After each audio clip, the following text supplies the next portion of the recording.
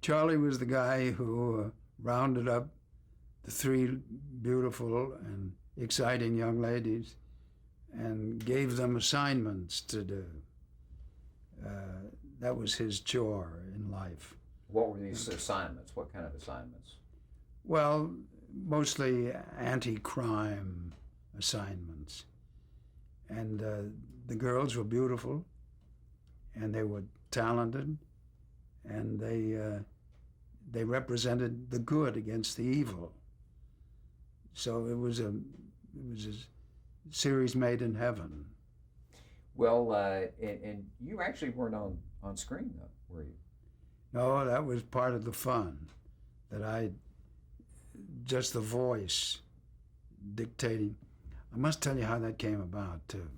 About 12 o'clock at night, 7 years after I had stopped doing so much television,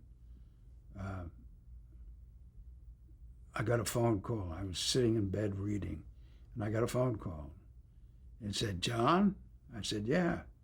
He said, "Aaron Spelling." I said, "Hello, Aaron, how are you?" He said, "I'm very good, very good." He said, "I want to run something by you." I said, "It's 12:30. You're going to run something by me at 12:30? Catch me when I'm keen and sharp." He said, No, this can't wait." I said, What's the problem?" He said, "I have a show that is going to be a hit. It's got 3 girls, and it's going to be a hit.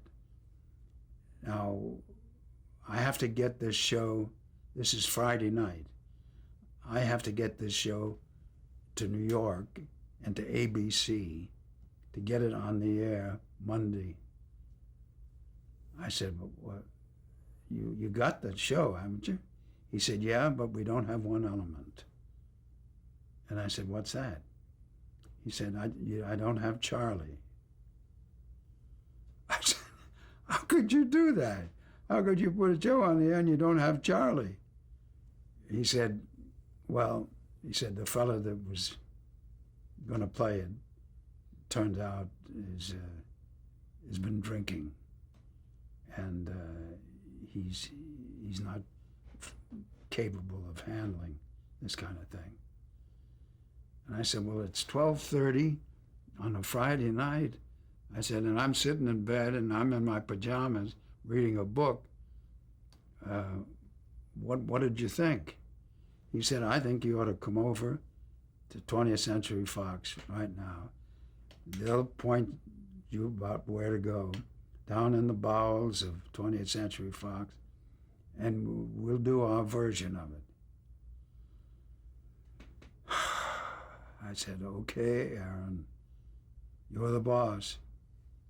So I put over my pajamas, put a trench coat and bedroom slippers, and I get in my car and I get down to Fox. And they're all standing there waiting, because every minute counts. They've got to go right from scratch all the way through. And he was never seen on camera. Charlie was never seen on camera. But he was an essential part of the show. So I did it, and he said, "It's great. It's just great. And I can't tell you how grateful I am." I said, "Okay, Aaron, I'm going back to bed." So Monday morning, about 12 o'clock, I get a phone call. "We're on the air." I said, "You're on the air doing what?" He said, "The show is on the air. We've got one of the best time slots ever." He said, "Don't you want to stay on and do it?" I said, "Oh, God, I don't know. Let me see the show first." He said, "Don't give me that stuff. Don't you want to do it?" I said, "All right, I'll do it. Okay." So we were on the air for 5 years. We could have been on for 10 years. But the girls kept disappearing. And as a result, you lost a lot of the audience that was with it right from the very beginning. occasionally, wouldn't the viewers get a little glimpse of Charlie? Was that you, or did they have another No. actor? They would put somebody in a chair Yeah. and shoot over his ear or somebody. Yeah, exactly. But I told her if they wanted me to be on camera, if they wanted me in the flesh, they were going to have to pay a lot of money, pay for my body. And so they never got you from the rear, in other words. That wasn't you. first of all, it was against the whole thing that we were trying to come up with. It was an unusual thing when you just had a voice as the commanding figure. Was that one of the hooks of the show? Yes. Yeah, that was the idea, in fact. Absolutely. Did you ever want to be on the show? Did you ever want to play a No. cameo or anything like that? No. Kind of sneak in?